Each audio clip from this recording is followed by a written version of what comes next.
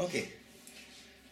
Alors nous en étions arrivés à toute la partie de la guerre, pendant la guerre. On approche la fin de la guerre, le retour sur Strasbourg, la communauté, le renouveau. Alors, je suis rentré à Strasbourg en 1947. C'est-à-dire que la communauté avait déjà commencé à vivre, à se mettre en route. Mais moi, je suis venu, j'ai vu qu'il y avait un cercle des jeunes, je m'en suis occupé et j'en suis même devenu le président de l'association des jeunes, dont le nom ne me revient pas tout de suite. Tu te rappelles ce que ça donne? La JJST? Hein? La JJST? Le Mercaz? Le Mercaz. Je le trompe. Alors tu peux revenir en arrière. Oui, bon, ça c'est là. Bon.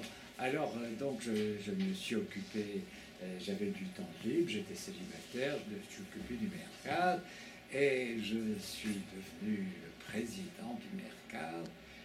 Comment est-ce que je m'en souviens? Ben, tout simplement parce que je possède un très joli plat de Pessard qui m'a été donné à l'occasion de mon mariage en 1950 avec une amie, une jeune fille qui ne fréquentait pas l'AFCA, le centre des jeunes, et qui est très bien sur la photo que j'ai encore en souvenir. Voilà, alors mon mariage avec Louis-Quette a eu lieu en 1950, le 29 juin, à la synagogue de... Il n'y a pas la synagogue de la paix, qui n'était pas encore construite, mais à la place Broglie, dans l'ancienne aumônerie militaire protestante, qui avait changé son fusil d'épaule et où sont passés tous les événements de la communauté, la prière, les mariages, les fêtes, jusqu'à la construction, ce qui fait quand même un très bout de temps. C'était d'ailleurs une synagogue agréable, j'en gardais un bon souvenir, et on en est parti auparavant 1958, c'est ça? Ben, ça fait quand même un joli bout de temps. Mais comment s'est reconstituée la communauté? C'est-à-dire, vous arrivez à Strasbourg, qu'est-ce que vous trouvez à Strasbourg? Vous retrouvez vos... Comment la communauté... Qu'est-ce que vous trouvez? J'arrive à Strasbourg, je trouve une communauté qui fonctionne déjà parfaitement bien. Il ne m'avait pas attendu. Le grand rabbin était en place, ce qui était très important. J'ai assisté à des démarrages inattendus, par exemple les premières classes de l'école Akiba. L'école Akiba s'est installée près de la place Kléber, dans une maison qui avait été évacuée, changée, repeinte, parce que d'entendre, elle n'était pas de très bonne réputation. Et alors, quand l'école Akiba s'y est installée, j'ai participé au portage des premiers bancs à l'intérieur de cette école. Je suis donc pas un ancien de l'école Akiba, mais un ancien porteur de l'école Akiba. Bon, ensuite, j'ai commencé un an après que je me sois marié. La communauté m'a envoyé des messagers, etc. Bref, on m'a proposé de devenir membre de la commission administrative. Je suis en tant que responsable du Mercaz? Non. Ou en tant que membre de la commission administrative. Oui, non, mais on vous a appelé du fait que vous étiez déjà un membre actif du Mercaz ou... Ben, je suppose que, étant un responsable du Mercaz, mon activité n'est pas passée inaperçue. J'étais d'ailleurs parmi les plus âgés de toute cette organisation, parce que moi, je n'étais pas comme tous les jeunes de cette époque. Moi, j'avais déjà, à cette époque-là, 23, 25 ans. Hein. Mais le Mercaz était une entité tout à fait indépendante et séparée de la communauté, ou c'était une dépendance plus ou moins informelle? Complètement séparée de la communauté, je ne pense pas, parce que il y avait des problèmes financiers que la communauté était à même de résoudre et que les jeunes ne devaient pas être à même de résoudre. Mais enfin, ça fonctionnait en symbiose, disons, mais il y a eu Ah, je me rappelle, un jour, il y a eu quelque chose qui s'est passé, je ne sais plus quel événement, et j'ai écrit une lettre assez sévère au président, à M. Ehrlich, président de la communauté. Et pour lui montrer qu'on n'était vraiment pas content, je ne sais pas s'il s'agissait de déplacer le Mercade, je n'ai pas signé, je ne lui ai pas envoyé de salutation à la fin de ma lettre. Et ça a été très mal perçu. Et alors là, j'ai pris une leçon, j'ai compris que si on veut faire passer un message, d'être poli, ça ne dérange pas. Malgré tout, on a fait appel à vous pour entrer dans la commission administrative. Oui, enfin, donc ils m'ont pas gardé tout ça à cœur, ils m'ont quand même fait appeler. Et puis, je me suis donc assis pour la première fois aux réunions de la commission administrative en 1951-52. Et ça a duré jusqu'à mon départ en 1967. Ça fait une belle durée. D'ailleurs, c'est intéressant de noter, et ça paraît extrêmement bizarre aujourd'hui, que les réunions se passaient à partir de 8 heures, qu'on avait bien entendu beaucoup d'éléments à traiter à cette époque-là. Il y avait des questions de synagogue, il y avait des questions de cache-route, il y avait des questions de cimetière. Bref, on avait beaucoup, un ordre du jour très très chargé. Et tout ça se passait dans la salle de séance de la communauté. On entrait à 8 heures, on sortait à minuit. On n'avait même pas un verre d'eau sur la table. Où se trouvait la salle de séance, puisqu'il n'y avait pas de synagogue? Et pour l'instant, je vois celle de la synagogue de la paix, ce qui n'est certainement pas où nous nous réunissions avant qu'elle soit construite. Justement, vous vous réunissez où auparavant? Je ne me rappelle plus. C'est comme ça. Un trou là, je ne sais plus comment ça se fait.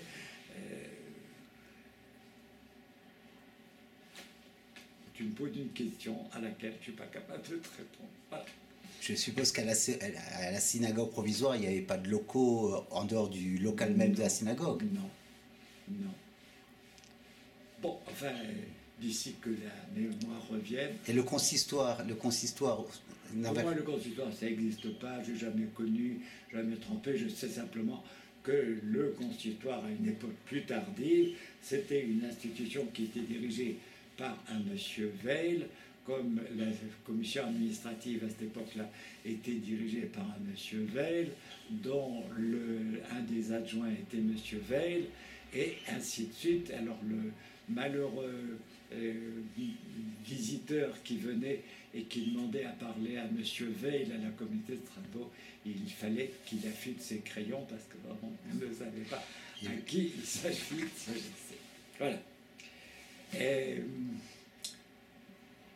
La vie de la communauté s'est bien entendu très rapidement fixée autour de la construction de la grande synagogue. Je faisais partie de la commission administrative, de la sous-commission de reconstruction. De ce fait, j'ai eu droit à l'inscription sur le parchemin qui a été mis dans la première dalle de béton. D'ailleurs, cette cérémonie a été marquée. Il y a une photographie qui rappelle la descente de cette pierre de fondation. Et quand je regarde un petit peu les noms qui y figurent, eh bien, je suis le survivant.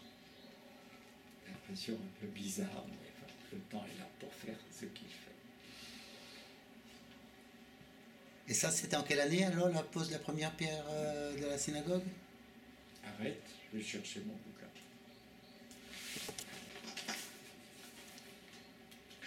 C'est pas pour toi. C'est pour toi, c'est Enel. Claude. Claude Enel, qui me l'a fait agrandir. Non mais, je t'ai juste pour que tu regardes pendant que je cherche. Voilà. Le 5 septembre 1954.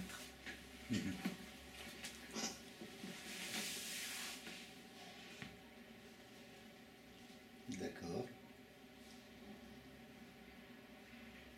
Et donc, bon, il y a donc cette cérémonie de la pose de la première. Et comment s'organise ensuite toute la démarche pour arriver jusqu'à la construction? Alors, au contraire, ça se passe avant. Parce que finalement, il y a eu un concours d'architectes.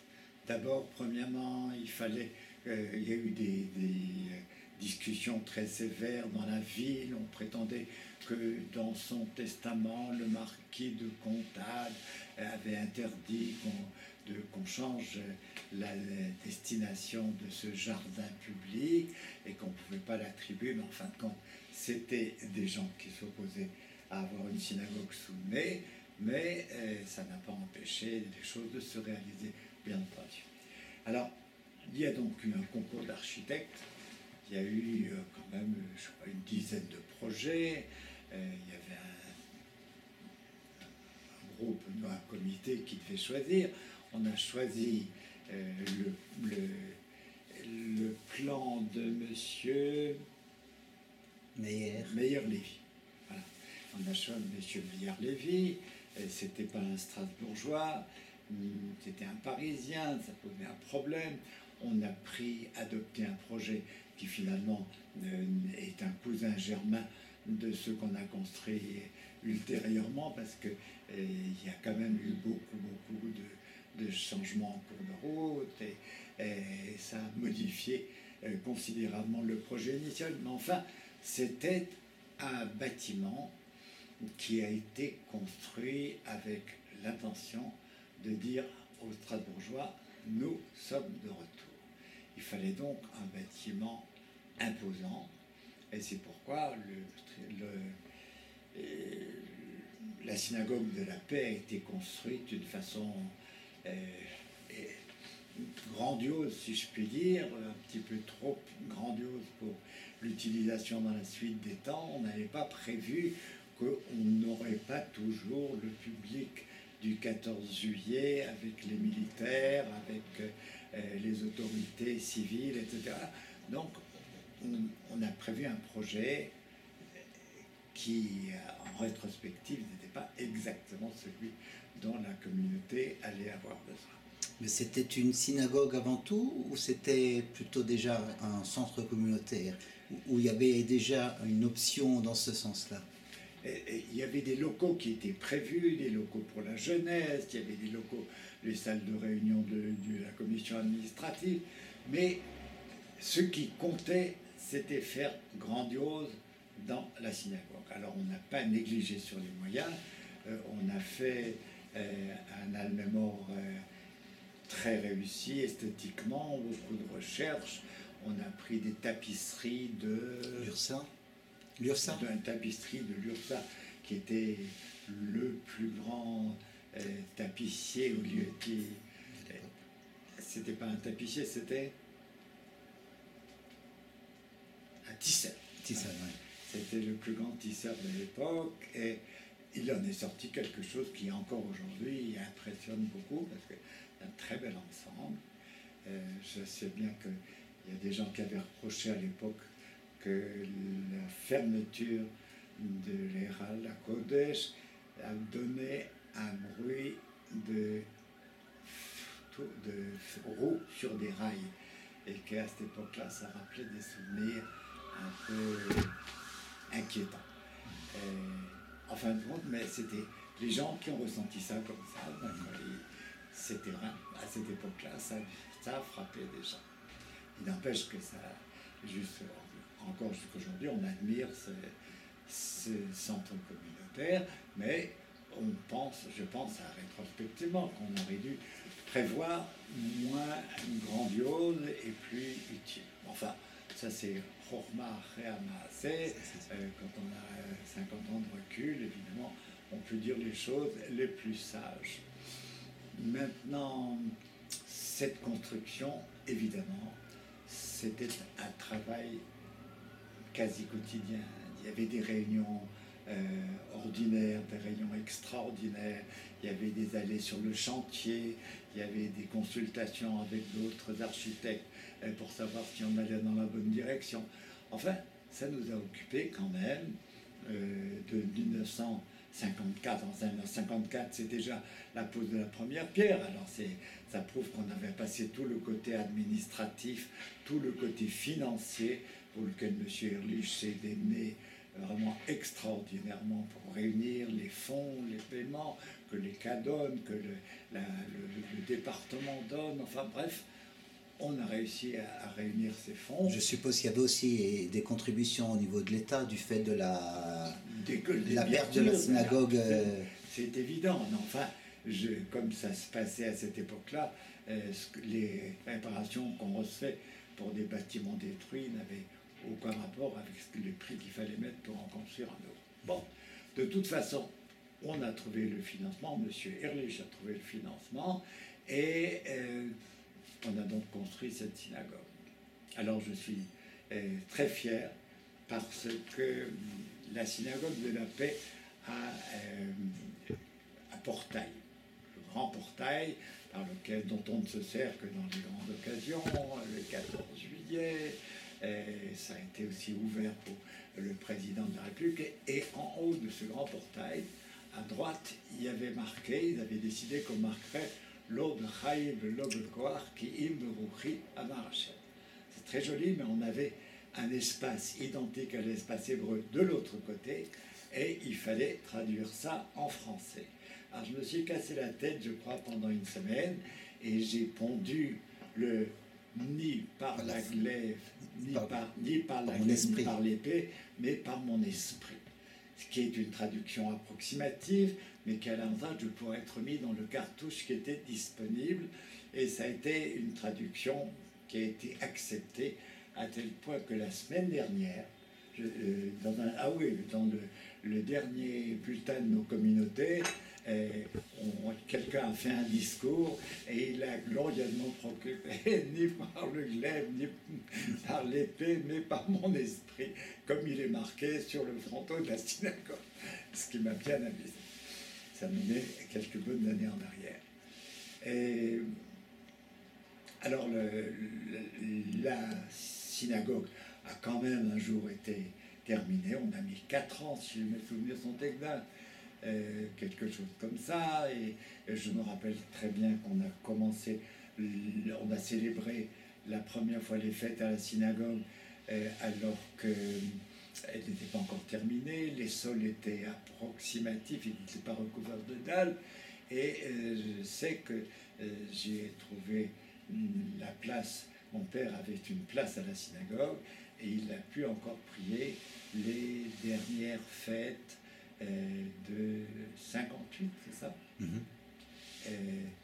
Avant son décès. Donc, dans la nouvelle synagogue. Il a été dans la nouvelle synagogue une fois, alors que les sols n'étaient pas terminés, et lui, il n'a jamais vu le sol terminé. Et ensuite, j'ai reçu quand même la place qui était sa place. Et où se déroulaient les offices, mis à part l'office du Merkaz qui se déroulait au Oberlin, si je ne me trompe pas, il y avait l'office de la place Broglie. Ouais.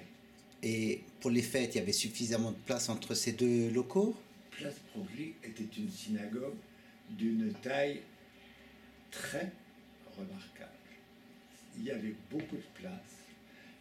Pendant les offices, quand même à l'époque on faisait l'office, là-bas, tout le monde n'était pas encore revenu installé. Je ne me souviens pas qu'on se soit préoccupé de trouver des lieux de prière secondaires après. Parce qu'il n'y a pas eu des offices au Palais des Fêtes ou Place de la République dans une salle qui avait été... Je ne te dis pas qu'il n'y a pas eu, je te dis que je m'en souviens. Ok, d'accord. Voilà. Enfin, bon, donc on a réintégré finalement la grande synagogue, dont tous les juifs de Strasbourg étaient extrêmement fiers, parce que c'était la correspondance de la cathédrale qu'on voyait au bout de l'avenue de la Paix. Alors il y avait la cathédrale, et il y avait notre cathédrale à nous, qui était glorieuse, et les juifs étaient en fait très fiers d'avoir un monument aussi somptueux à leur disposition. Vous avez des souvenirs du dernier office à la synagogue de Place Broglie? Je me rappelle très bien le défilé des siffrets Torah, mais en réalité, le défilé s'est passé dans la rue, c'est très impressionnant, mais en réalité, comme il m'est arrivé de participer à d'autres cérémonies un peu parallèles, les photos se superposent, et alors vraiment, je ne vais pas en parler longtemps, je sais simplement que nous avons défilé dans les rues de la ville avec nos siffretons, et on est allé jusqu'à la nouvelle synagogue faire un office impressionnant. Mais enfin, le souvenir sont un peu historiques. Voilà. La communauté, comment se gère la nouvelle communauté de l'après-guerre? Qu'est-ce qui vous a marqué? Qu'est-ce qui a été, à part le problème de la reconstruction du bâtiment, je suppose qu'il y avait d'autres problèmes. Les problèmes communautaires sont toujours, se considèrent par une question très simple. Les mariages, les naissances, c'est pas un problème. Les mariages, la cache-route, les enterrements, donc l'entretien du cimetière. Alors, et le problème du chorret. La cache-route, c'est déjà bien, mais le problème du chorret, ça, c'est un problème sur lequel on s'est penché, les différentes personnalités qui sont venues. Le problème du Chazan Arashi, c'est aussi un problème sur lequel on s'est assis très longuement. Les discussions ont été nombreuses. En fin de compte, il y a eu des choses remarquables, comme la nomination du rabbin Horowitz. Il y a eu la nomination de monsieur Laurent, c'était pas une nomination, c'était une révolution, parce qu'il prenait la place de monsieur Borin, qui avait été un rabbin avant la guerre, qui était un homme très versé sur le plan musical, mais dont la voix s'amenuisait avec le temps, ce qui n'avait rien d'anormal, mais il avait un tel succès dans la communauté qu'on n'osait pas le remplacer. En fin de compte, on a quand même fait venir M. Laurent, et alors là, les gens étaient absolument étonnés de voir quelqu'un qui avait une voix aussi puissante, qui était capable de percer toute la synagogue, alors qu'on avait plutôt l'habitude de tendre l'oreille pour entendre le Chazan auparavant.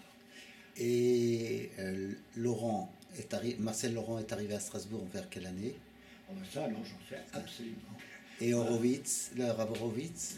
Je ne sais plus, ce sont des choses où vraiment, malheureusement, comme je n'ai pas de bouquin sur la main, comme l'histoire de la première pierre, alors j'ai pas de nom, je ne me souviens pas du tout quand ils sont venus, mais je sais simplement que le Rav Horowitz a été très vite accueilli dans la communauté polonaise et ultra-orthodoxe, et Monsieur Laurent, lui, les gens se sont très vite habitués à entendre un Chazan, donc il ne fallait pas tendre l'oreille pour l'écouter.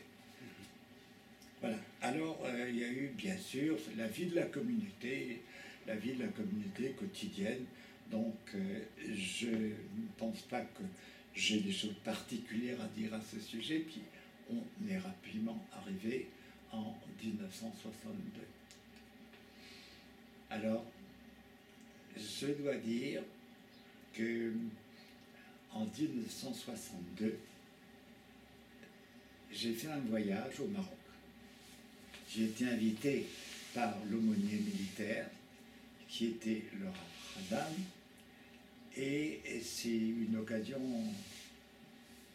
inoubliable pour moi de prendre contact avec l'Orient et de faire prendre contact avec le monde Sfarad.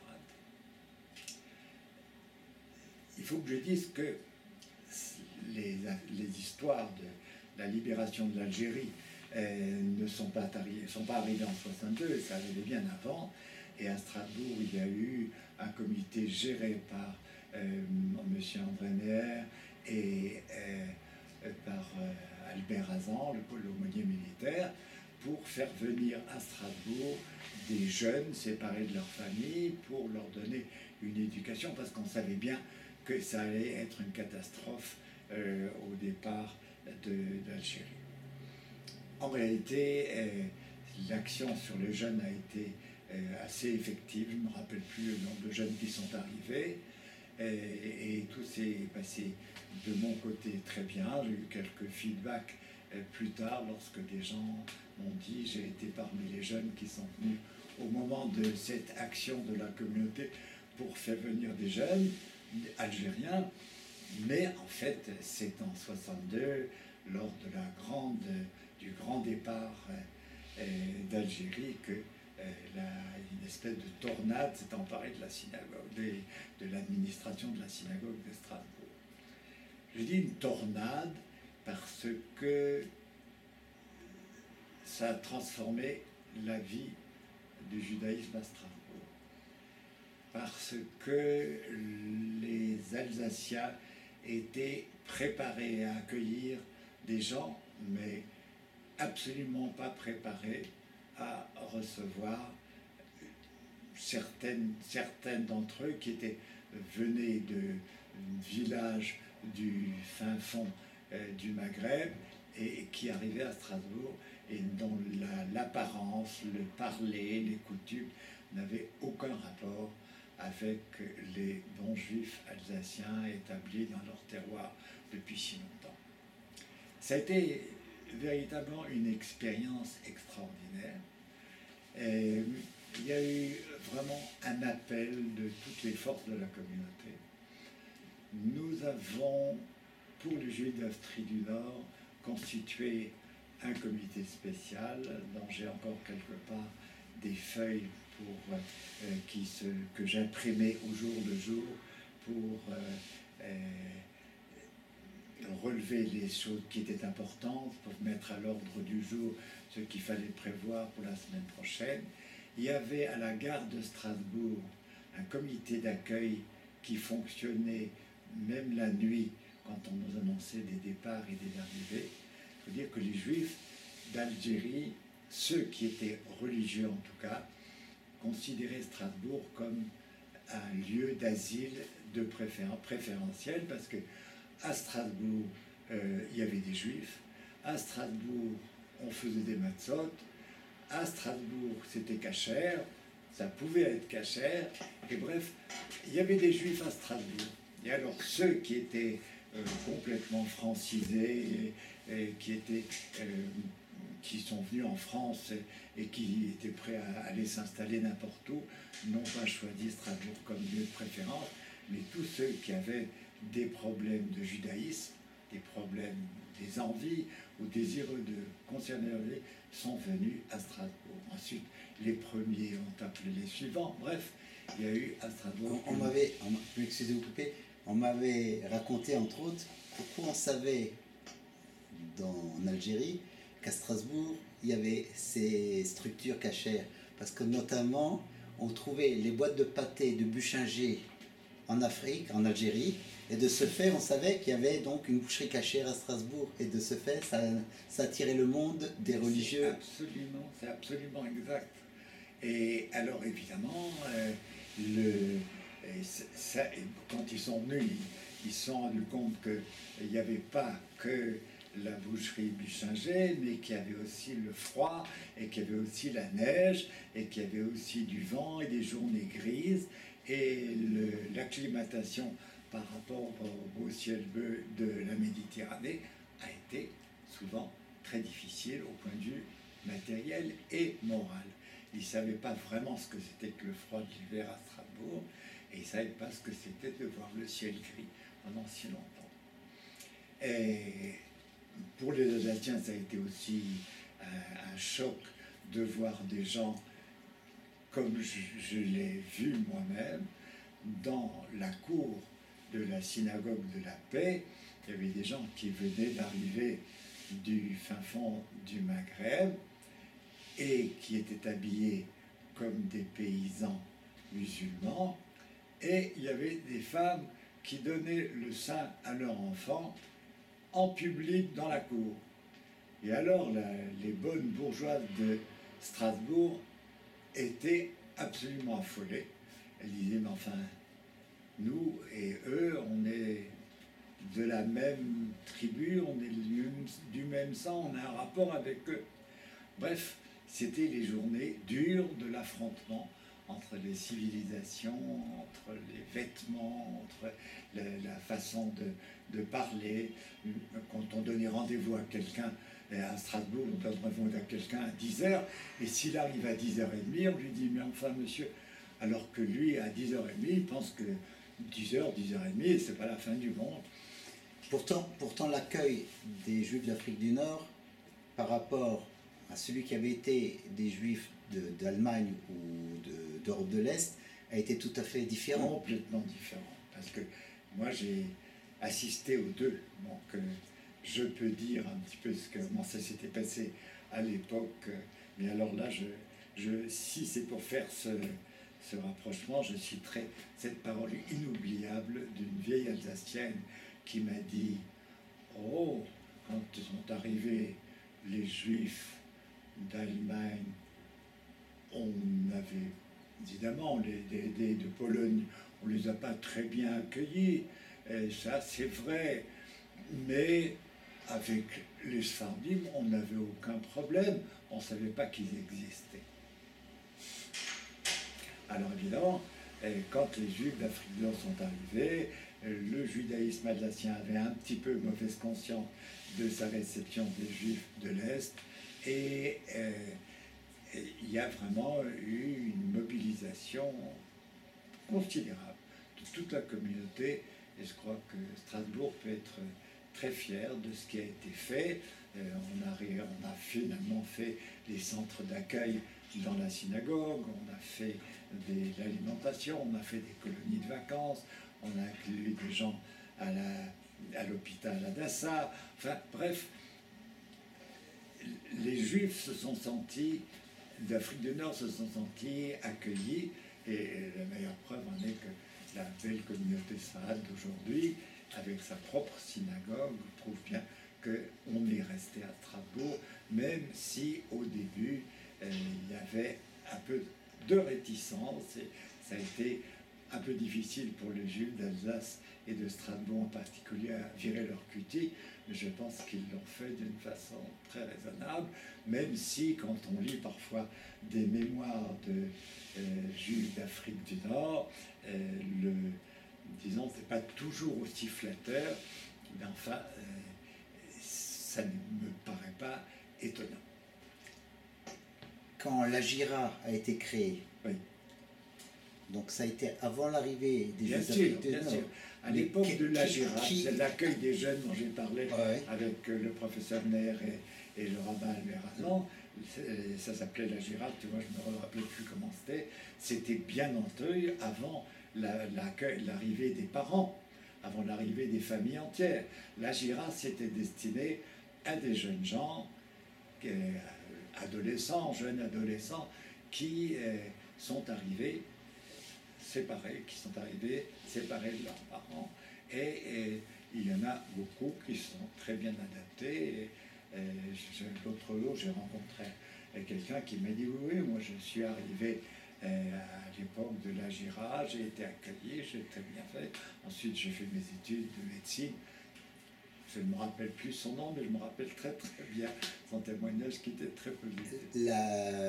L'accueil s'est fait spécialement sur Strasbourg, ou d'autres communautés en Alsace ont été mises à contribution dans le contexte de l'Agira?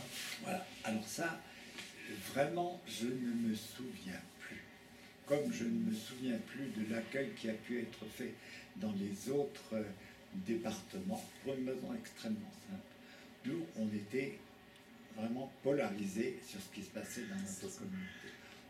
Nous avons travaillé dans cette période véritablement du matin au soir. Nous n'étions pas en train de prendre le pouls de ce qui se passait dans le Haut-Rhin. Nous avions notre problème à gérer. Et ça a vraiment pris toutes nos forces, réunions interminables, application des réunions, prise de notes, etc., et accueil à la gare, et pas simplement accueillir à la gare, il fallait ensuite résoudre les problèmes particuliers de tous ces gens dont on ne comprenait pas toujours quelle était la problématique, comme par exemple cette famille d'un monsieur qui est arrivé avec 2 femmes. Alors la question s'est posée, la préfecture était un peu en émoi. On ne savait pas s'il fallait lui donner, lui confirmer la nationalité française et lui donner une double prime d'accueil, qui était des sommes assez importantes, ou s'il fallait le mettre en prison pour bigamie. En fait, c'est le monsieur qui s'était marié pour le régime du Yiboum. Il avait épousé donc la femme de son frère décédé, et c'était absolument raisonnable parce que c'était autorisé. La bigamie dans ces conditions-là était encore autorisée en Afrique du Nord. En fin de compte, tout s'est arrangé le mieux du monde, et ça a été une famille qui a été très bien acclimatée à Strasbourg. Enfin, il y a vraiment énormément de choses. Je dois dire que j'ai mis sérieusement la main à la pâte, et quelques mois plus tard, il a fallu que j'aille me reposer parce que j'ai fait une petite dépression à la suite du travail. C'était vraiment, on était pris du matin au soir. Et vos activités professionnelles parallèlement, comment... Moi, dans mon activité professionnelle, ma fabrique de foie gras, j'avais mon frère qui travaillait, et il trouvait que j'étais pas très souvent là pour faire mon boulot, mais je travaillais la nuit, je dictais mes lettres à 5 heures du matin, et ensuite j'étais disponible pour aller aux réunions qui se passaient dans la matinée. Il y avait des réunions qui se passaient dans la soirée, et il fallait voir aussi à l'application des décisions qui ont été prises, quoi. Enfin bref, ça a été une période, je dois dire, assez glorieuse pour la communauté, parce qu'ils ont vraiment agi comme je pense qu'on pouvait attendre d'une communauté juive. Vous avez souvenir d'anecdotes toutes particulières relatives à la communauté d'après-guerre qui vous ont spécialement marqué?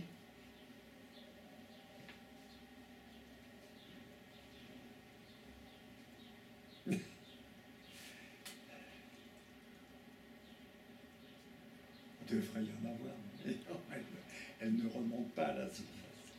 Comment évolue la communauté? Donc on a construit la synagogue en 58, Ouais. on a fait l'accueil des Juifs d'Afrique du Nord. Je suppose qu'on a dû trouver un local aussi pour les offices pour les Juifs d'Afrique du Nord, qui n'est pas la synagogue d'aujourd'hui.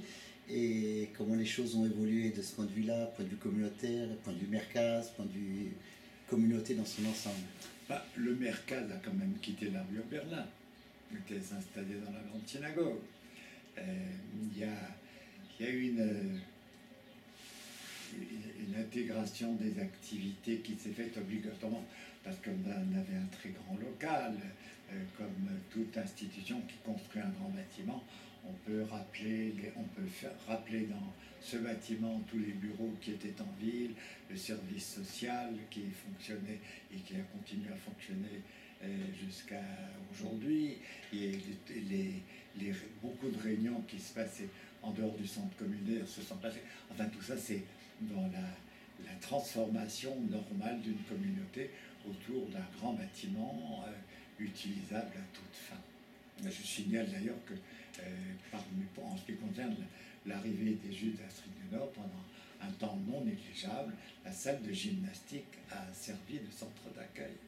Et les gens dormaient sur des matelas qui étaient disposés dans la salle de gymnastique. J'ai des photos encore de cette période-là. Oui, bien sûr.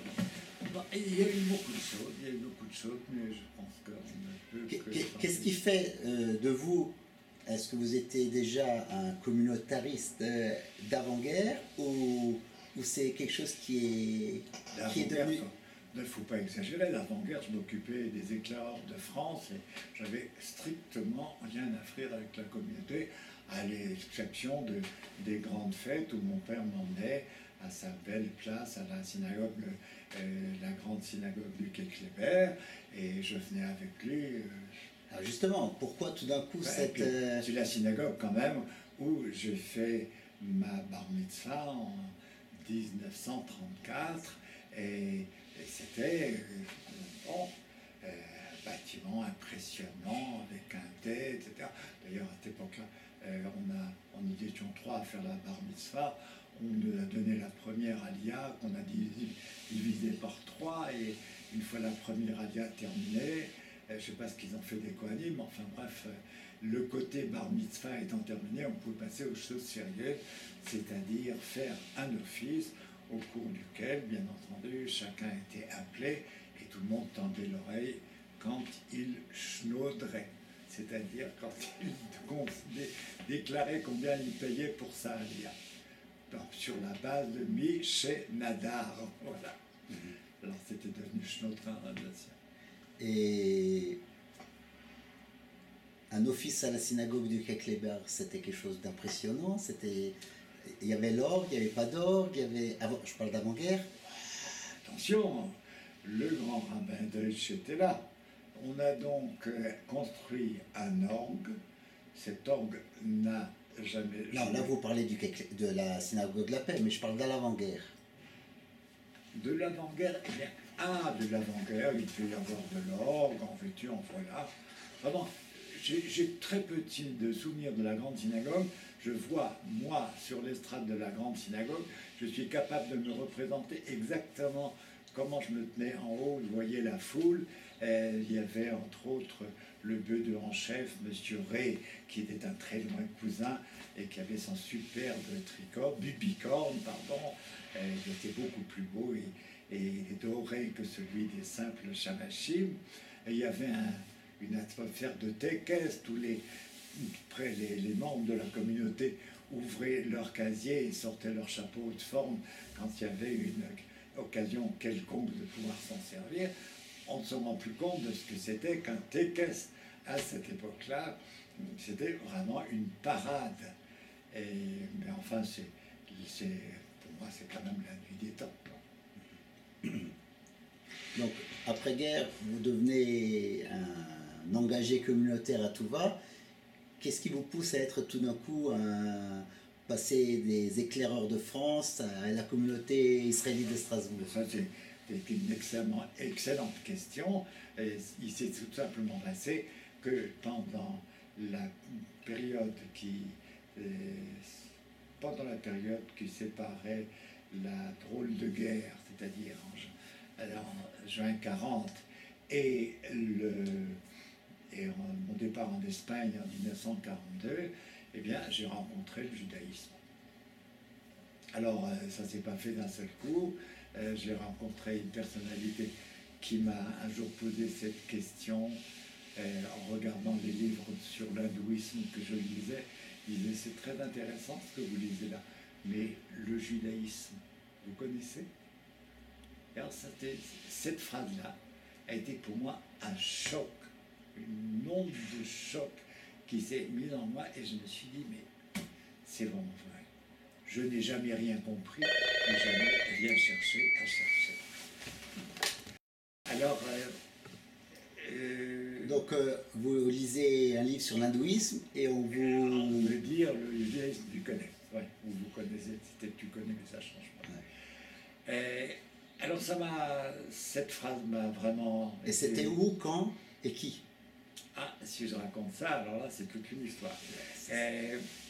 À cette époque-là, je travaillais dans un groupe de théâtral qui s'appelait les Comédiens Routiers, avec un ami qui était guitariste. Et moi, je jouais de la flûte et nous chantions ensemble. Nous faisions le côté musical de cette troupe qui a circulé à travers toute la France libre. Et on a vécu une vie, si je dis bohémien, ça donne peut-être une impression trop minimaliste de la chose, mais enfin on a vécu une vie en commun. Nous habitions une maison à Saint-Martin-du-Riage, près de Grenoble, et chaque fois qu'on avait fini de tourner, on retournait dans notre maison, chacun avait sa chambre, mais on vivait en commun, on mangeait en commun. C'était une atmosphère extrêmement sympathique et complètement en opposition avec le brevet de l'école d'enseignement commercial supérieur que j'avais obtenu 6 mois avant la déclaration de la guerre. Alors, j'ai donc vécu là-dedans et un jour, j'ai reçu des éclaireurs israélites de France une demande de participer à un camp au château de Montintin près de Limoges. Et on m'a demandé d'animer un atelier d'art dramatique et je pensais que ce que j'avais à faire dans le cadre des éclaireurs israélites ça pouvait aller. Et je suis donc descendu à ce camp à Limoges. Alors là, il faut quand même que je dise que la veille de la guerre, en 1938, on m'a demandé d'être chef de troupe dans une troupe nouvelle, les éclaireurs israélites. Chameau, qui était le directeur des éclaireurs israélites à cette époque-là, Chameau m'a dit, il s'appelait Fritz Hamel de son nom, qui était le grand Manitou des éclaireurs israélites. Il était tout content de m'avoir arraché aux éclaireurs de France qui étaient neutres, et il m'a dit on va ouvrir une nouvelle troupe, Expansion. Et la troupe Expansion, en fait, c'était éminemment de jeunes Polonais ou de familles originaires de Pologne, et qu'on ne pouvait pas mélanger facilement aux véritables juifs alsaciens. Donc il avait trouvé cette situation. Alors, quand j'ai accepté, il était extrêmement content. J'ai dirigé ça avec mon ami Maurice Bernson. Et heureusement pour moi, Maurice Bernson connaissait le texte de la Birkat Hamazon, parce que moi, zéro pour la question. Donc, c'est-à-dire que quand on m'a demandé où j'en étais de mon judaïsme, j'étais vraiment au niveau le plus bas, ou même la Birkat Hamazon, il fallait vraiment que je pioche dans un sidour pour essayer de m'en sortir. On n'appelle pas d'ailleurs sidour, d'ailleurs, en Alsace, ça s'appelle une tfila. Dieu sait pourquoi. Et alors, donc à cette époque-là, j'ai eu un premier choc. J'ai fait ce cours, cet atelier d'art dramatique. J'ai d'ailleurs rencontré là-bas un jeune garçon qui m'a paru vraiment bien doué. Et je l'ai encouragé à continuer. Il imitait entre autres Charlie Chaplin d'une façon étonnante, et j'ai vivement encouragé à continuer. Il a suivi mes conseils et il est devenu le mime Marceau. Mangel.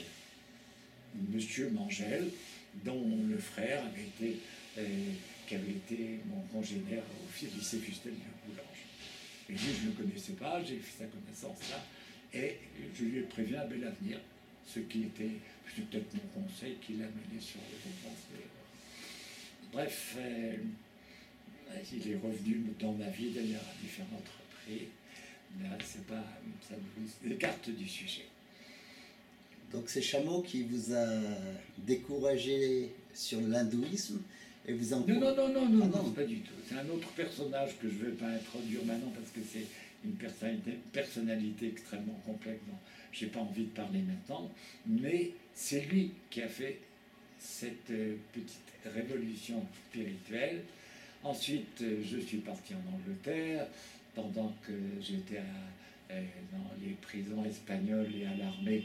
Je n'ai pas beaucoup approfondi mon judaïsme, mais quand je suis rentré en France en décembre 1944, comme j'étais malade, je disposais d'une pension, je recevais un salaire de l'armée, j'avais donc pas me préoccuper de ma subsistance. Je suis porté volontaire pour être l'adjoint de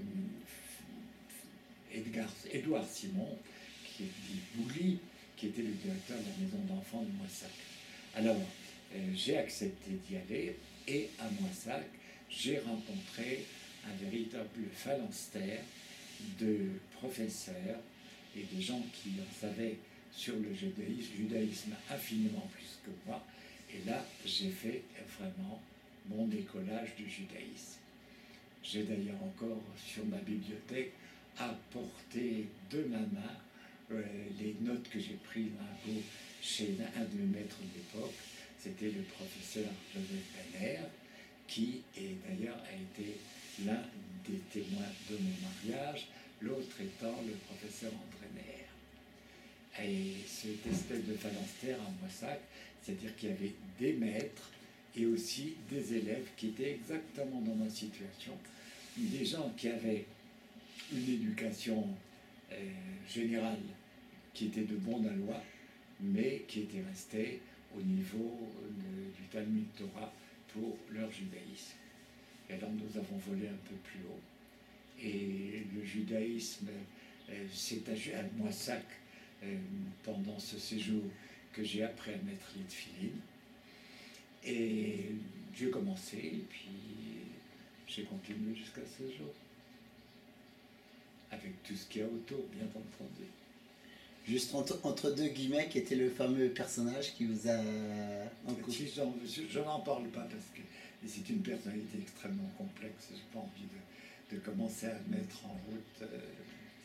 Mais c'était quelqu'un de tout à fait extraordinaire, il ne vit plus d'ailleurs, et parce que ça s'est passé il y a longtemps. Alors, je coupe. Tu coupes. Alors, où est-ce qu'on construit? Donc, on s'est occupé de... Donc, ça, c'est Mantintin, c'était donc l'après-guerre. Ouais. Et donc, on s'est occupé de l'arrivée des Juifs d'Afrique du Nord. Qu'est-ce qu'il en est de l'évolution de la communauté à ce moment-là? Comment qu'elle... Alors, moi, je rentre en décembre 1944. Je reste à Moissac jusqu'en septembre 1945, quelque chose comme ça. Je restais un an à m'occuper de la fabrique de foie gras de mon père à Bordeaux et je rapatrie cette fabrique à Strasbourg, fabrique que j'avais transportée de Strasbourg à Bordeaux en 1939-40. J'ai donc fait le travail inverse en 1947-48, je ne sais plus. Tout ce qui s'est passé à Strasbourg avant cette époque, zéro pour la question, je ne sais pas. Absolument rien. J'arrive à Strasbourg vraiment comme quelqu'un qui ignore de quoi est composée la communauté. Et si j'ai été attiré par le Merkaz HaNoar, c'était la première branche du judaïsme que je pouvais saisir à Strasbourg. Je connaissais des gens, mais j'avais aucun rapport avec le judaïsme officiel. Pour moi, c'était loin de moi. Et quand M. Ehrlich m'a demandé de faire partie de la commission administrative, je dois dire, je laissais ma réponse traîner pendant quelques mois parce que je ne savais pas très bien si j'étais d'accord à consacrer tout mon temps à une affaire aussi lourde et aussi sérieuse et peut-être ennuyeuse que ça. En fin de compte, ça s'est révélé pas ennuyeuse, mais ça a été un temps incroyable que j'y consacrais. Évidemment, le maximum, c'était pendant la période de l'arrivée des Juifs d'Afrique du Nord. Qui était le meneur du Merkaz à l'après-guerre, avant que vous soyez engagé? Je sais que Georges Hertz était un fréquentateur des offices du Merkaz. Je suis arrivé là-bas et Georges Hertz a été très déçu parce qu'il espérait que j'allais chanter des airs sfarades, etc. Ce que j'étais absolument hors de moi, je ne connaissais pas ça du tout. Et qui était le directeur? Je sais que parmi les gens, entre autres, il y avait celui qui allait devenir le rabbin Eisenberg, le ténor de la télévision française.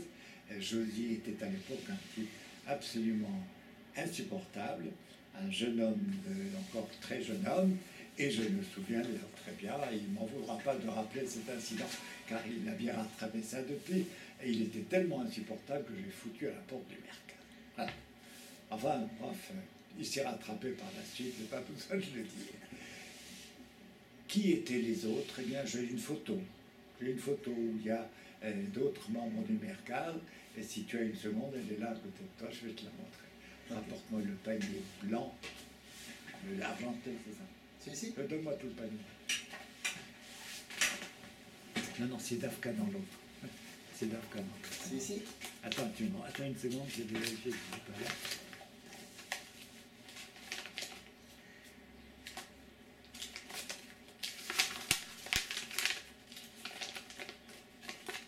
Voilà, c'est là. Je vois les journées. Je suis pas tout à fait sûr de moi.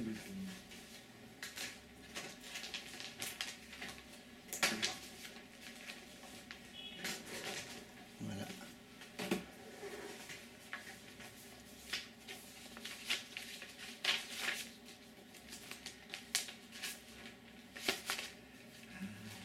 Ah là, voilà.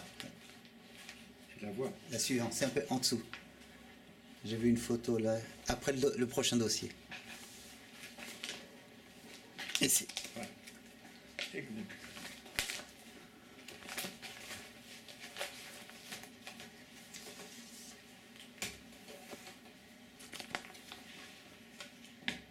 Maintenant, dire là-dedans. Là-dedans, c'était... Il y avait Lou, bien sûr. Bon, je ne vais pas lire tous les noms. Hein. Ah ouais. Je ne vais pas tous les noms, mais enfin, on a beaucoup de personnes connues. Il y a Sami Kotek, qui est mon concitoyen à Jérusalem. Et il y a Colette Meyermo, qui habite également à Jérusalem. Et il y a Lazare Landau, le professeur Lazare Landau, qui nous a quittés malheureusement, mais qui était un membre assidu du Mercad. Et sur cette photo figure également ma fiancée de l'époque, Miquette Veil, qui n'était pas du tout une fréquentatrice du Mercad, mais qui était venue pour cette occasion, qui était peut-être à l'occasion de nos fiançailles, quelque chose comme ça, en 1950. Il y avait également Daniel Revel et, bien entendu, le consul honoraire Gilbert Ross, qui était encore tout à fait reconnaissable sur cette... Et j'allais oublier Lou, mon concitoyen récent, mais qui regrette Strasbourg d'une façon malheureuse pour lui. On faisait comme ça. C'était sa façon. Son lieu de vie, c'était Strasbourg. Alors Lou a été très actif, très participant, mais je ne crois pas que c'est lui qui dirigeait le Mercad. Je suis incapable de te dire quel est son nom. Et comment évolue la communauté donc à partir de ce moment-là, après l'arrivée des Juifs d'Afrique du Nord? Comment vous continuez vos activités communautaires? Premièrement, la vie continue, il y a toujours des problèmes de shrita, il y a toujours des problèmes de cimetière. Donc la communauté est occupée à plein temps, il y a toujours ces bancs, ces bancs qui sont devenus des fauteuils sur lesquels on s'assied, même pas verre d'eau sur la table jusqu'à minuit, ce qui aujourd'hui on ne peut pas concevoir, surtout en Israël, de réunir 4 personnes sans vraiment dire qui veut du café, qui veut du thé. Alors ça fait vraiment une situation qui est remarquable si on pense que nous avons passé des heures et des heures d'affilée. Je ne sais pas combien d'heures j'ai consacré à la vie de la communauté, mais c'était énorme et je crois qu'à part un verre d'eau, je n'ai jamais consommé quelque chose pendant les réunions qui ont eu lieu à cette époque-là. C'était pas la mode à Strasbourg, on considérait ça comme complètement superflu, comme si quelqu'un venait chez vous, prévu ou pas prévu, on le refait dans le salon, aimablement, avec un grand sourire, mais l'idée de lui offrir, ça pouvait venir au mois d'août quand il faisait 30 degrés, mais autrement, naturellement, c'était pas quelque chose qui était dans les mœurs. D'ailleurs, je me rappelle très bien, je suis arrivé quand je suis parti d'Espagne et que je suis arrivé à Gibraltar. J'avais besoin d'une montre parce que la mienne s'était cassée en prison. Il s'agit de 1943. Donc pour remettre les esprits, on peut s'y perdre. Je suis allé m'acheter une montre et je suis rentré dans la boutique. Et alors on m'a dit cette chose que j'avais jamais entendue de ma vie. On m'a dit asseyez-vous et prenez un café. Alors ça, c'était le contact avec le monde oriental et ça a été presque aussi, un choc presque aussi grand que le jour où on m'a demandé si j'avais une idée de ce que c'était que le judaïsme.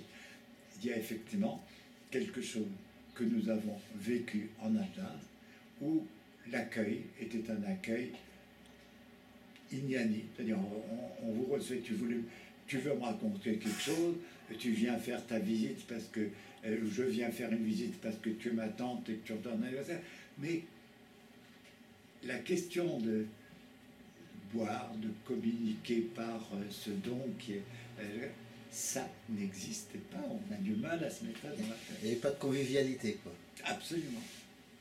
Vraiment, ça n'existe pas.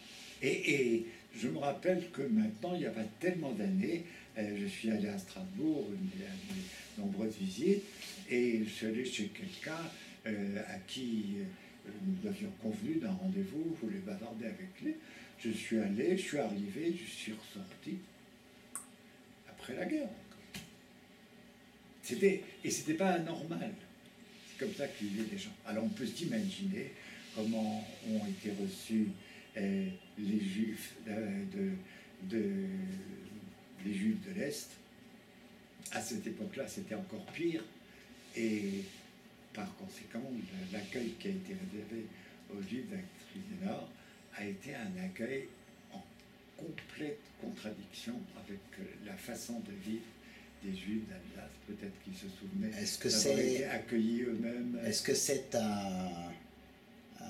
un élément dû au fait de la Shoah qui sépare les deux événements ou... Bien entendu que la Shoah n'est pas étrangère, parce que les gens se rendaient compte de ce que c'était que des déplacements. Et c'était à fleur de peau. Et tout était prêt moralement pour accueillir les Juifs d'Afrique du Nord, malgré le changement de cap très brutal que ça a donné à la communauté. Et aujourd'hui, avec le recul, comment vous voyez la communauté de Strasbourg? Vous voyez la communauté de Strasbourg comme une communauté, dirais-je, alsacienne, ou une communauté maintenant normalement sfarade? Je dirais la vérité. La communauté de Strasbourg est maintenant, malheureusement, très très loin de moi. Je reçois encore de temps en temps une que on veut bien m'envoyer à titre d'ancien président d'honneur, vice-président d'honneur, malheureux, vice-président d'honneur. Et donc on m'envoie ça en tant que tel, et ça me permet de jeter un regard sur ce qui se passe. Mais je connais pratiquement plus personne. Je n'ai plus de relation ni avec les Ashkenazim, ni avec les Sfardim. Et si je partais maintenant faire un voyage à Strasbourg, ce qui n'est pas tout à fait à l'ordre du jour, à part la famille, je ne sais pas qui j'irai voir. Alors c'est un monde qui est maintenant loin de moi, ou c'est moi qui suis loin, parce que c'est une question d'évolution avec le temps. Et le temps s'accumule et il ne facilite ni les contacts, ni la mémoire.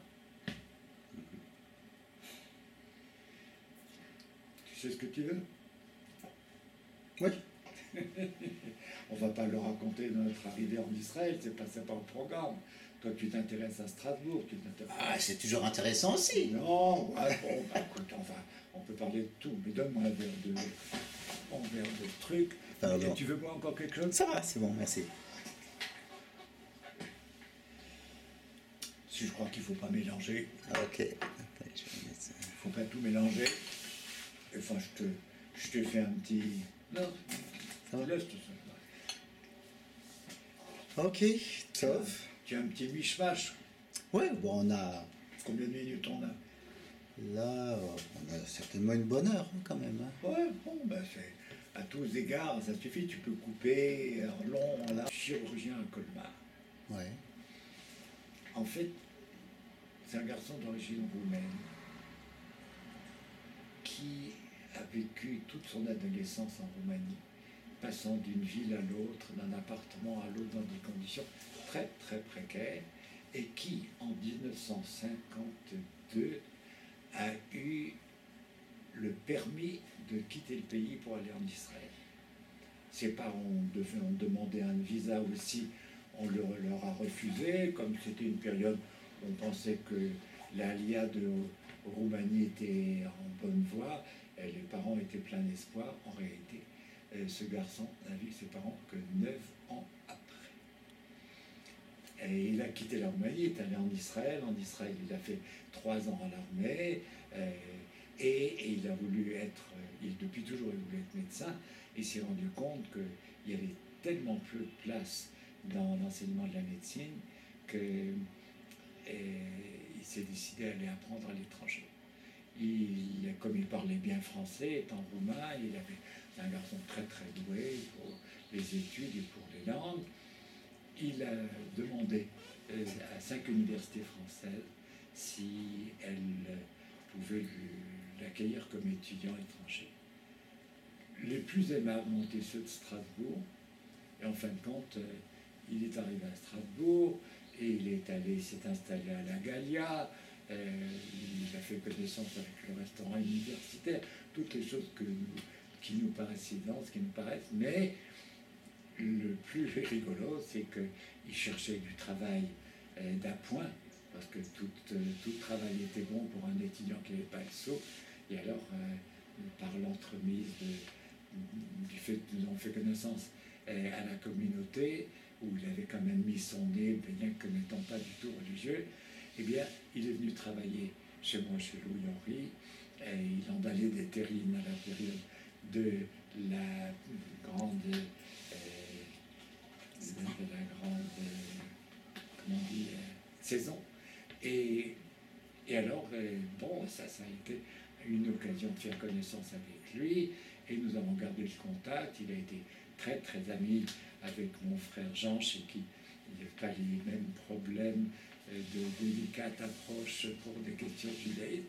Et en fin de compte, il a fait de très bonnes études, et à un certain moment, au bout de 9 ans, alors qu'il faisait toujours ses études à Strasbourg, ses parents sont arrivés en Israël. Alors, il n'avait pas d'argent, étudiant. Alors, on lui a permis, mon frère et moi, et ma mère, comme il le note dans ses souvenirs, d'aller reprendre connaissance avec ses parents. Et ça a été certainement une entrevue très émouvante. Et il est resté avec eux pendant, je ne sais pas, 1 mois en Israël. Et il est revenu à Strasbourg. Il a repris ses études. Et bon, alors tout le reste, dans ses enseignements, il raconte tout. Mais il raconte tout d'une façon chirurgicale, car il est devenu chirurgien. Il se rappelle des dates, se rappelle des noms, se rappelle le nom de ses voisins. Quand on a ces coordonnées, on peut écrire ses mémoires. Il s'appelait comment? Il s'appelle comment? Il s'appelle comment? Il s'appelle Boubi Spielberg. Et il habite maintenant à Ribeauvillé. Il a acheté une maison à Ribeauvillé il y a plusieurs années. Il a épousé une étudiante qui étudiait la médecine avec lui, qui n'est pas juive évidemment. Et il s'est tenu assez confortablement à l'école du judaïsme, à l'écart du judaïsme, parce que c'était pas son truc. Voilà. Alors maintenant, je sais qu'il a des problèmes de santé dont il ne m'a pas parlé, bien que je lui ai envoyé quelques messages après la lecture de son livre, qui était vraiment très très émouvante pour moi, parce que ça retrace une partie de ma vie à Strasbourg et qui a rapport avec lui. Et une des choses qu'il m'a envoyé dans mon dernier message, il m'a dit, à propos, est-ce que tu as lu un remarquable ouvrage sur mon lieu de naissance, qui est Tchernovitz, et qui a été écrit par une certaine Florence Hayman. Alors je lui ai envoyé un mail en lui expliquant que, aussi bien du point de vue de la famille Hayman que du point de vue de la proximité, je n'avais aucun problème à savoir qui était Florence Hayman et son travail. Le monde est petit. Hein? C'est vraiment incroyable. Non, mais Tchernovitz, c'était une ville importante. Voilà, tof. Tu sais que c'est allumé ton l'histoire. Si déjà complétons le tableau jusqu'au bout. Voilà, alors. Je pense que vous n'y verrez pas d'inconvénient. Un soir, une de mes cousines, dont le mari était un cousin de ma grand-mère, un neveu de ma grand-mère, enfin bref, une de mes cousines a fêté son anniversaire. Et alors, bon, on invite quelques copines, et par une camarade de classe, une de ses camarades de classe lui a dit tu sais, tu vas inviter ton cousin Georges, dont je sais qu'il a fait un retour au judaïsme. Et moi, dans ma classe, j'ai justement aussi une fille qui a fait un retour au judaïsme. Et c'est très important pour elle, de même que ça a l'air d'être devenu très important pour Jean. Qu'est-ce que tu risques de l'inviter pour ton anniversaire? Et alors, je suis allé à l'anniversaire sans aucune idée préalable, et j'ai rencontré Miquette. C'était au mois de décembre, et au mois de juin, nous sommes partis en voyage de noces. Donc c'est une affaire qui a été m'emmenée. J'ai eu un coup au cœur, je me suis dit, mais ça c'est ma femme, il n'y a pas de problème, il n'y a pas de doute, le moindre doute. Et nous nous sommes entretenus, nous avions nos idées se correspondaient d'une façon totale. Enfin, c'était vraiment la joie d'avoir trouvé l'âme sœur. Et j'ai vécu avec l'âme sœur pendant 60 ans. Et elle venait de quel milieu? Hein? Elle venait de quel milieu?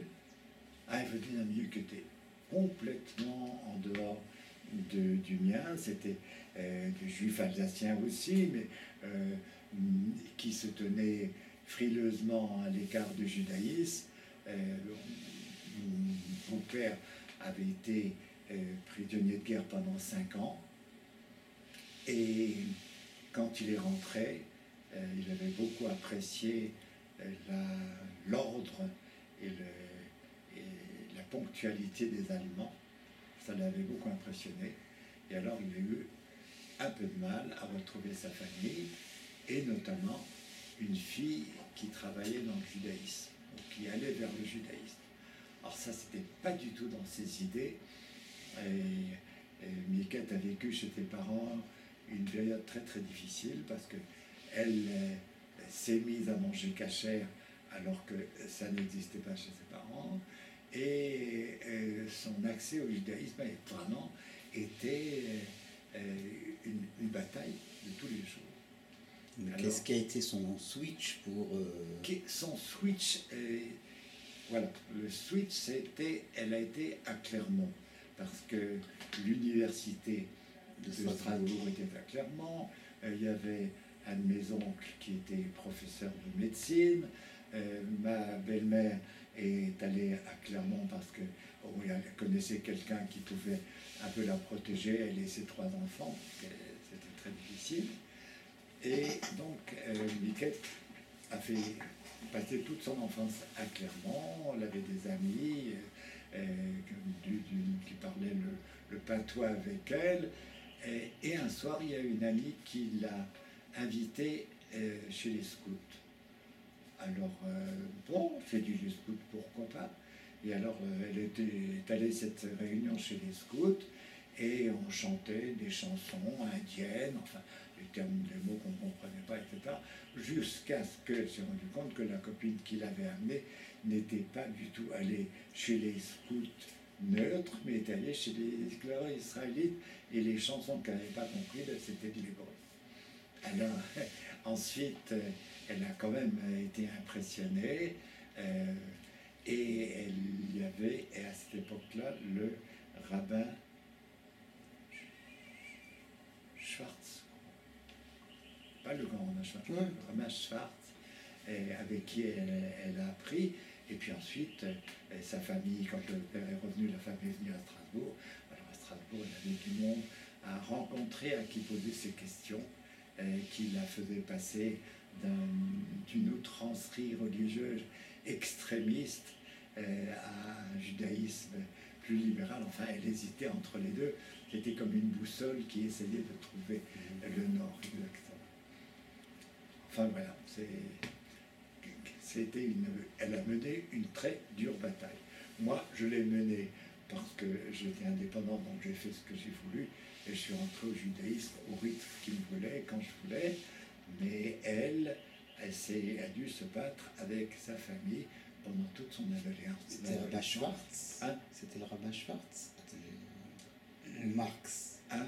C'était un rabbin Schwartz ou Marx?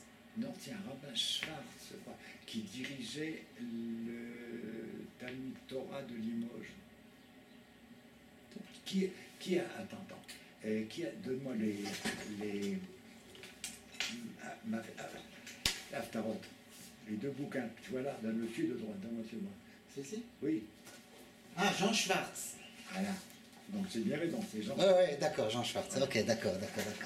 C'est rabbin Jean Schwartz. Mhm. Et c'est par lui que ça a commencé. D'accord. Ok. Qu'il lui a parlé, mais apparemment d'une façon persuasive. Donc je me rappelais Schwartz. Ah, ouais, Jean Schwartz, ok, d'accord. Heureusement que j'ai quelques Qui n'était pas éléments. alsacien. Hein? Qui n'était pas alsacien. Non, il n'était pas alsacien. Ah, Voilà. C'est donc une triste histoire, très difficile avec sa femme. C'est exemplaire ce qui s'est passé là. Ah, tu connais pas? Ben, je sais qu'il avait. Sa femme était atteinte de sclérose en plaques Et il s'est remarié. et elle lui a dit faisons un divorce pour que tu puisses. Ah, d'accord. C'était beaucoup de courage. Ouais, Elle s'est rendue compte qu'elle était cloué au fauteuil. malade et qu'il n'y avait pas de guérison possible. Elle a dit c'est dommage, tu vas passer des années. Alors il a accepté et il s'est remarié plus tard. Mais enfin, bref, cette idée de demander à son mari De divorcer, de oui. faire un divorce, un âge, la grandeur d'esprit extraordinaire. Voilà, ah ben c'est lui, c'est Jean Schwartz qui a donné les premiers éléments de judaïsme nickel jusqu'à ce qu'elle rentre à Strasbourg, qu'elle tombe dans le clan des Meyer. Un Meyer l'a passé à un autre Meyer, il y avait Jean Meyer, il y avait Robert Meyer, il y avait encore un autre Meyer dont j'ai oublié le nom. Enfin, c'était des gens qui faisaient partie des chassidim alsaciens comme oh.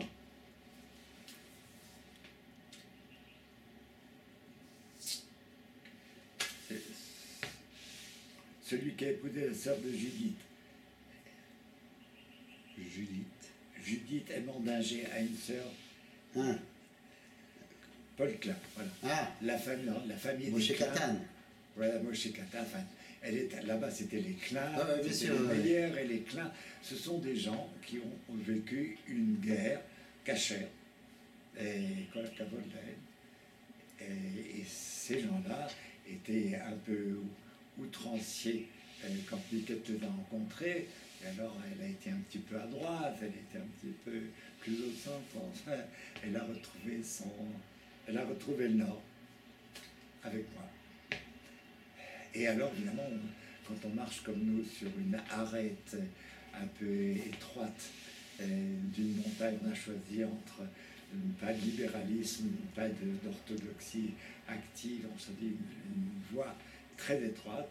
Et il ne faut pas s'étonner si parfois les enfants changent de vue. Et j'ai donc mon fils aîné Pascal qui lui est allé du côté de l'orthodoxie pure et dure.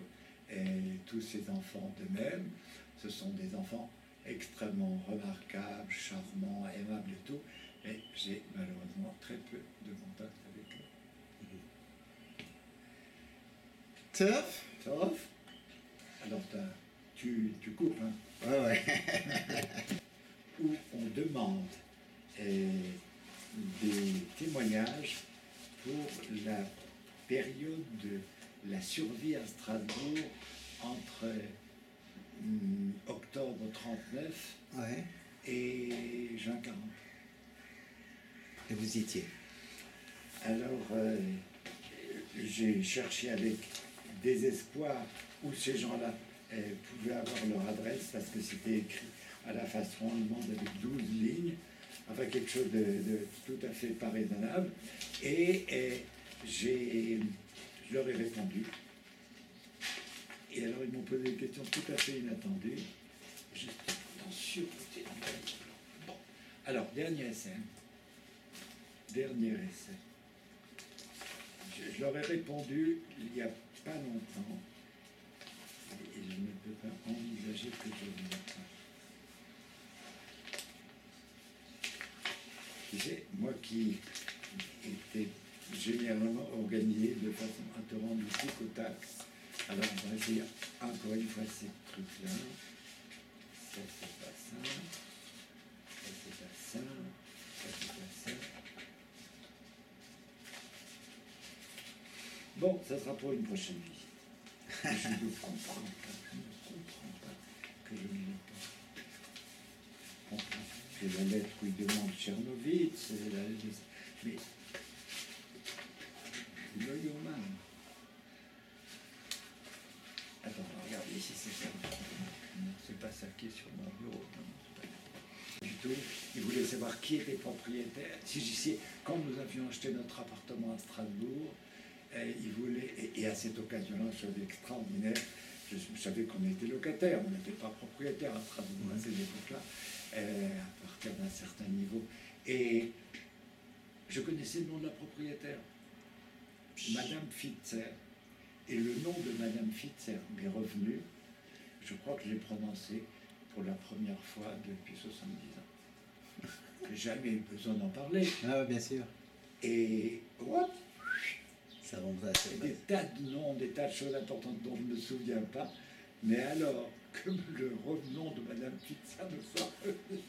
Incroyable. Bon, alors laisse-moi me mettre à ma place. Ok. Peut-être que je trouverai les dossiers inconnus.